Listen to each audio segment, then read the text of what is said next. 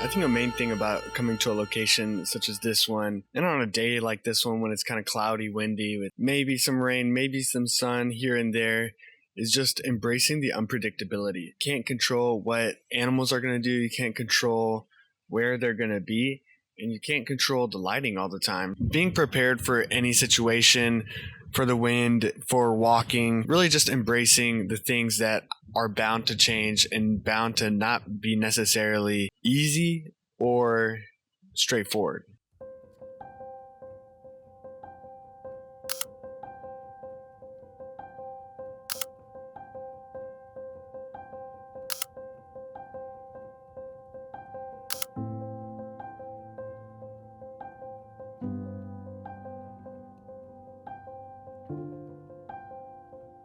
It's also a lesson in not creating too many specific expectations.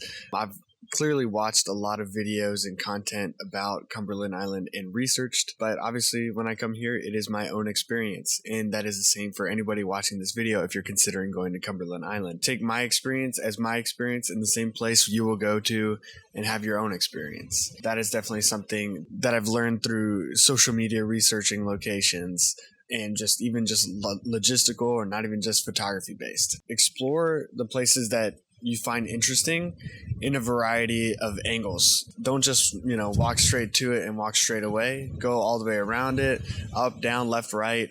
Make the most of the time you have in any specific location, especially one that's hard to get to and that you spend a lot of time getting to and money. So I'm walking around and I'm not just going for wide shots, not just going for like empty window shot, or I'm also getting a little lower to the ground, looking upwards at times. I'm doing a variety of things just to make sure that I can try and fully encapsulate the location that I'm trying to cover here.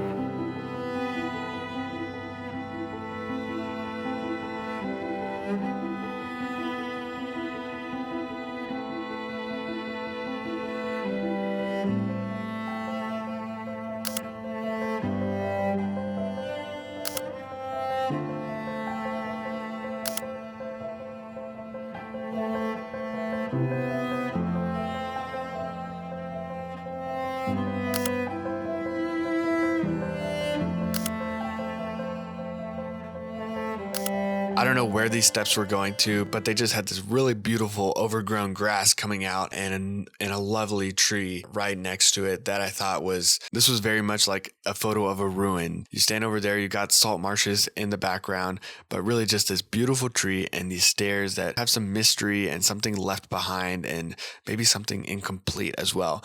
That was very fascinating to me, and I'm very happy with how the colors came out of this image, even though the sky itself is very blown out and harsh. We get a lot of the green and orangey hues out of the nature here that I'm really satisfied with.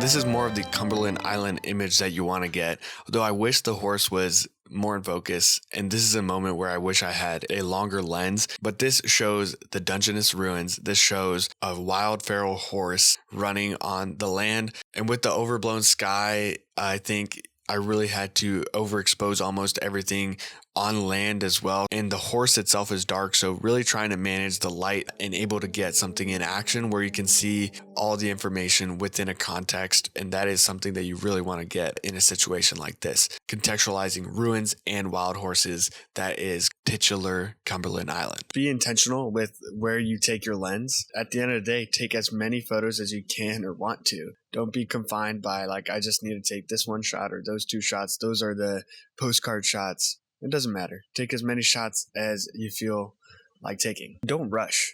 Take your time. I only have a set number of hours here. That clock is ticking fast, and I got to get off the island. I got to get back in time, to not miss my boat. But it's still important not to rush, to make the most of the time. Even if you spend less time in another location, just try to maximize how much you spend in any given location.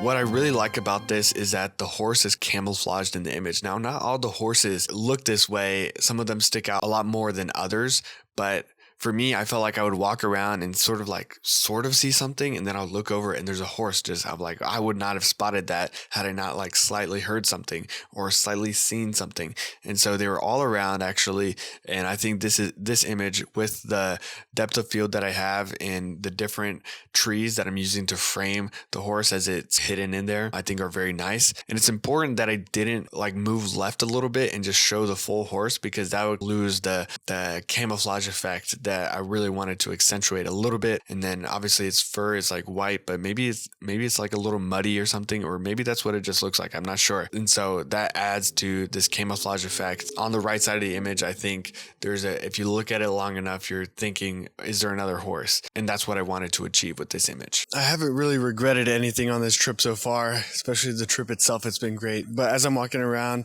I did bring a 500mm lens on this trip, and I decided not to bring it to Cumberland Island to kind of be carrying around 6 or 7 pounds less than I already am. My pack is already like 20 pounds. Also, just because the backpack itself is kind of heavy. I really like the backpack, but it is kind of like 4 pounds by itself. I don't know. I could have brought a 135mm Rokinon. It's a lot tighter than the 50mm I use.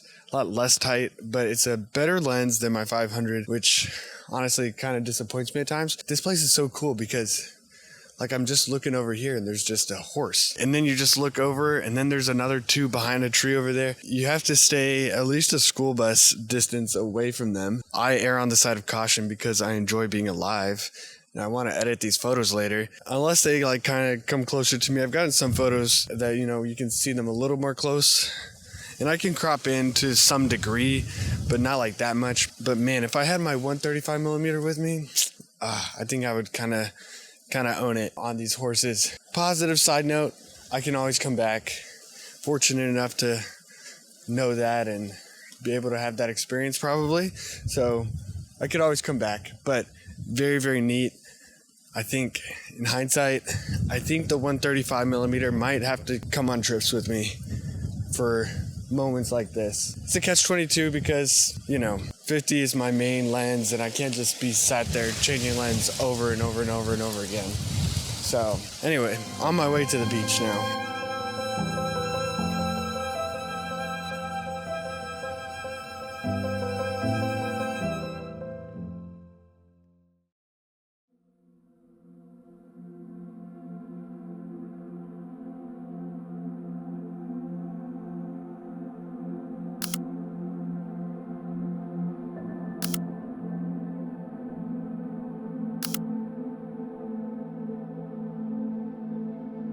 It's been kind of windy so far, but not like too bad. But once you get on the ocean, the wind is harder and there's sand flying. So, got to protect my gear and my eyes. I think I'm still full of sand from yesterday. My other gripe is with my UV filter. It keeps getting all clouded up, which means it's helpful and working, but it's becoming kind of like a mist filter, and that can be fine, but usually in a more intentional way, and it's an unintentional way here. So a little bit annoying and frustrating, but I'm trying to, clean it and keep it clean. Also need to factor that into how I'm taking photos as well. Man, it smells like poop everywhere. These horses, all they do is poop, I think. And I'm also at 48% on my DJI, which is annoying because battery life isn't that long, but I can charge it as I go, and I have a speed charger on a portable charger, and it actually charges pretty fast. I mean, this feels like we're in another world, another planet. It seems like a sci-fi movie, a wasteland, and that is exactly what it felt like in this moment, and that is exactly what I wanted to capture. So we have a wonderful haze in the background leading our eyes to this beach, and we have all these different layers of a tree broken down on the beach, bumps from like little dunes, I guess, I don't know, and then we got dunes closer in the foreground that really accentuate a land over here, a huge area that is desolate in not the best weather conditions. I think this is super, super cool and thematic.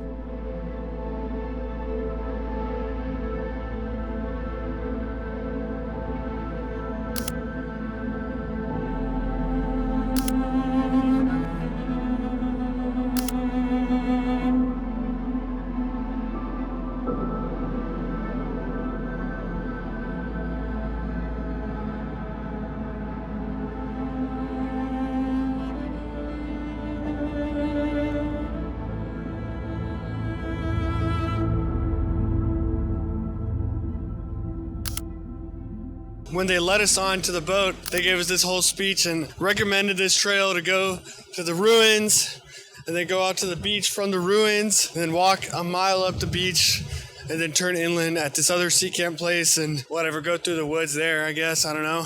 But they were like, yeah, by the way, the wind, if you do that, is going to be in your face the whole time. So maybe you want to do it in reverse. Well, here I am saying, all right, I'll take a little wind in my face. It's fine.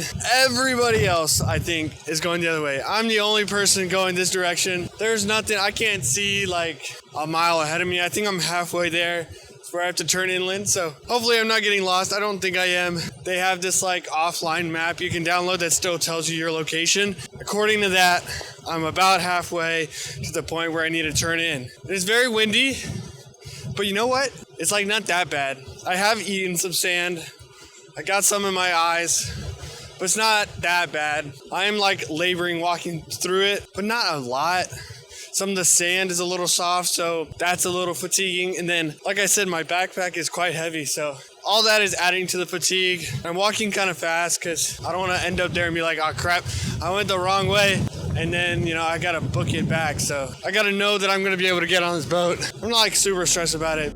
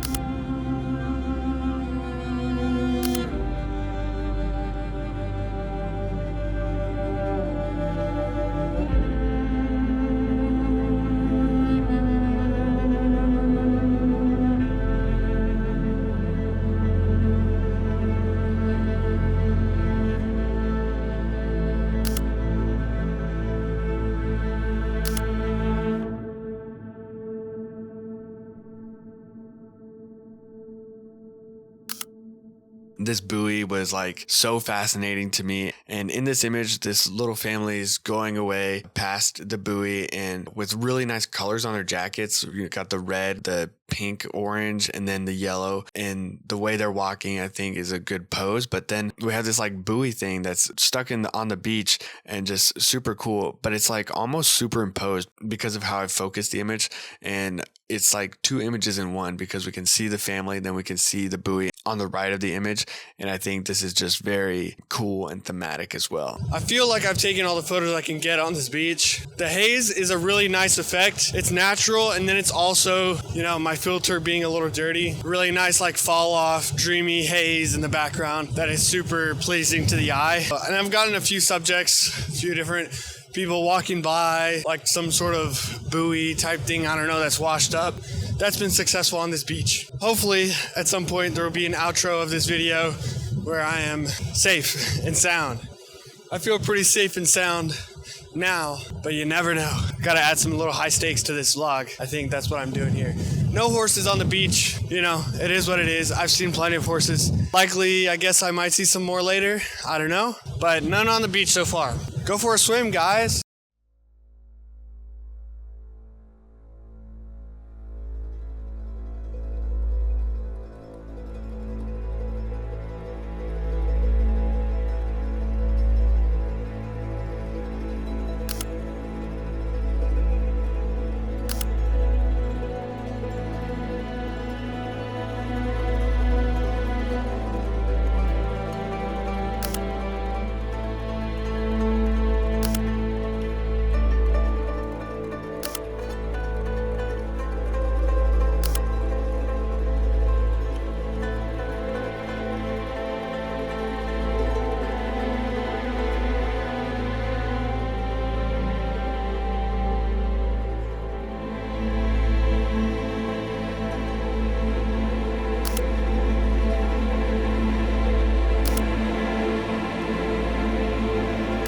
As I'm leaving, I saw this guy running around with this kid, trying to keep up with this kid, really. We still have all these dark themes of clouds and focus fall off, but they stick out as lovely little silhouettes. And with the scale of this image as well, they're small, they're on the right, and you can see all the waves, all the action, all the treachery that's incoming. That makes for an image that has a lot of character. I've made it to the boardwalk off the beach. I'm starting to feel like a lot of these images are coming out super hazy because of the dirty filter.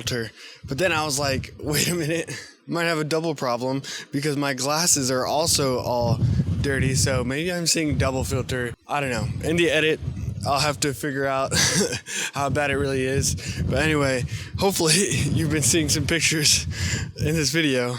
I walked past a family that had like a little kid and then a kid in a stroller. And they're going, you know, with the wind, but like on the sand. I'm like, with a stroller here? Cumberland Island with a baby in a stroller and wind like this. I don't know. I'm not going to judge anybody's parenting though, except for my own parents' parenting. Just kidding, Mom. Oh boy, here we go.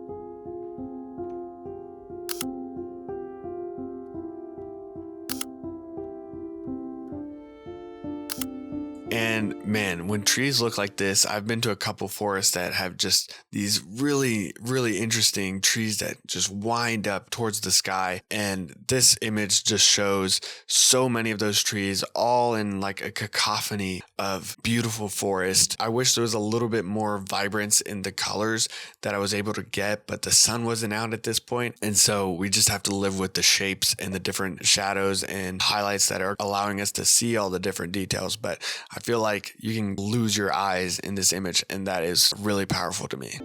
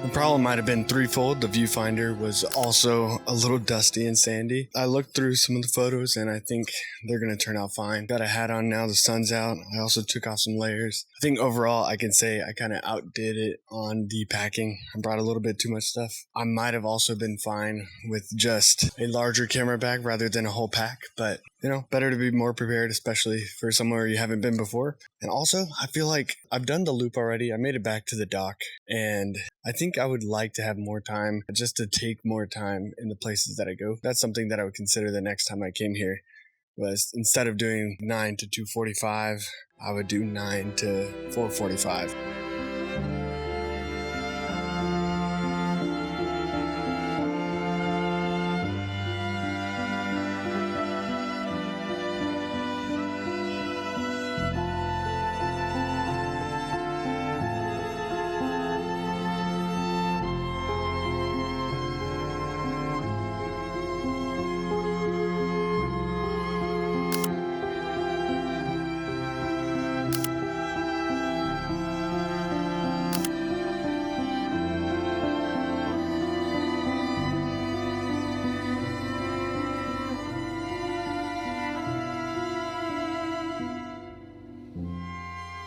I'm walking through probably one of the most beautiful forests that I've ever been to. It's a maritime forest. There's just such beautiful trees and all these curving branches and the Spanish moss hanging down. And I actually usually struggle to take Spanish moss pictures, but I think I've got some good ones today. So this is just really beautiful. You have the forest, you have the beach, you have the ruins, all like in the same place, all within, a walk. All they're missing is like a mountain, and they've got everything. I mean, geez, this is great though. Really enjoying it.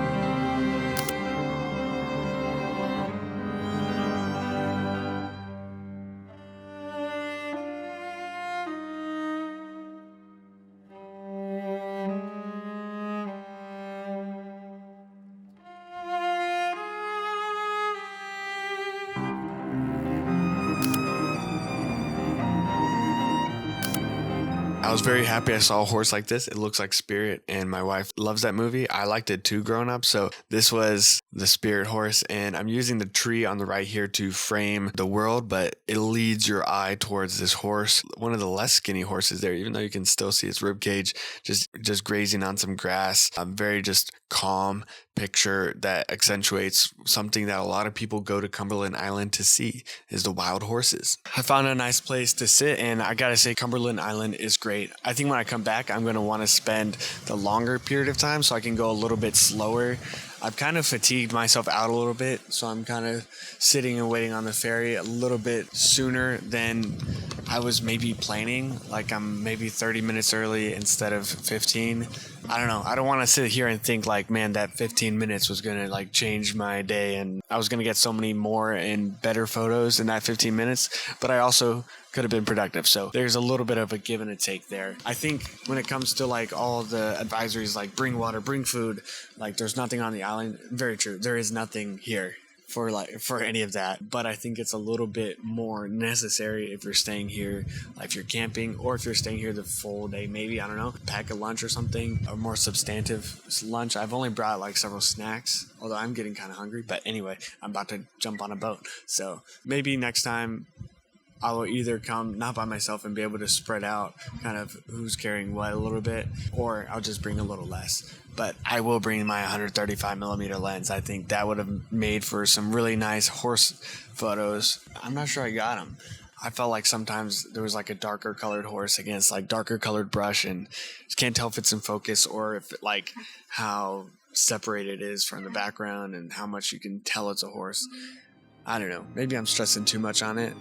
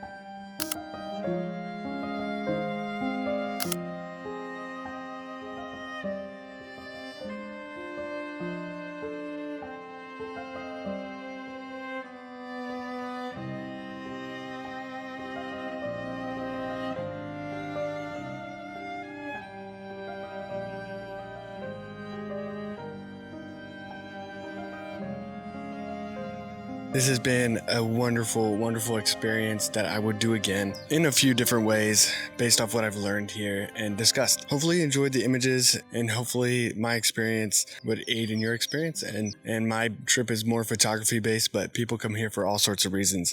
I definitely want to come back here one day and take photos with different lenses and with more time to mess around, maybe some better or different conditions. If you're new to the channel, make sure you subscribe to stay tuned for more photography content coming out soon. That's all I do here on my channel. So I'll see you in the next video. Peace.